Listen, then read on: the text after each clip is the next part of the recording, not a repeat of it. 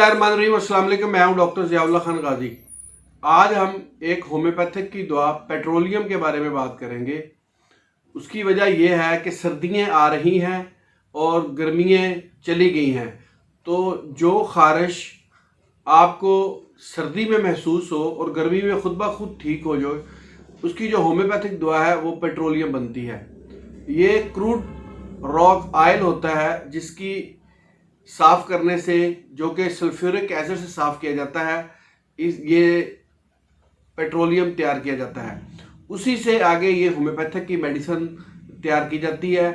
Skin के लिहाज से ये एक बेहतरीन मेडिसिन है। और वो स्किन एलर्जीज जो एक्ज़ाइमा टाइप की हो, कानों के पीछे हो, हाथों की पुष्ट पर हो, टांगों में हो और ठीक ना हो रही हो, वो पेट्रोलियम से ठीक हो जाती है। हमारे यहाँ क्लिनिकल प्रैक्टिस के अंदर ये एक ख़ास पोटेंसी है जो इस्तेमाल की जाती है जल्दी अमराज के हवाले से। अगर उनके अंदर पीप भी बन गई हो और पीप निकल रही हो तो ये उसको भी खुश्क कर देती है, और जो एक्ज़ेमा के जो दाग वगैरह बन गए हैं उनको भी ठीक कर देती है। ये ख़ारिश हाथों और पैरों में बहुत ज़्यादा होती है।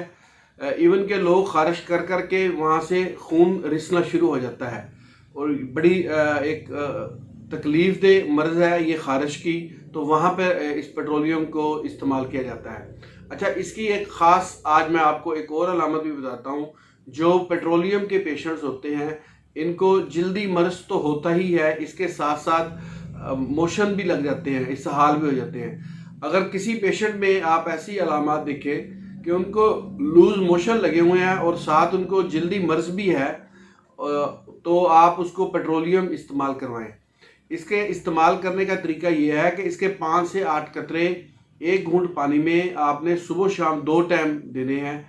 ये बीडी इसकी खुराक है और ये चंद दिन सिर्फ आपने इस्तेमाल करवाने हैं, तो ये अलामात फौरी तौर पे डिसअपेयर होना शुरू हो जाती हैं।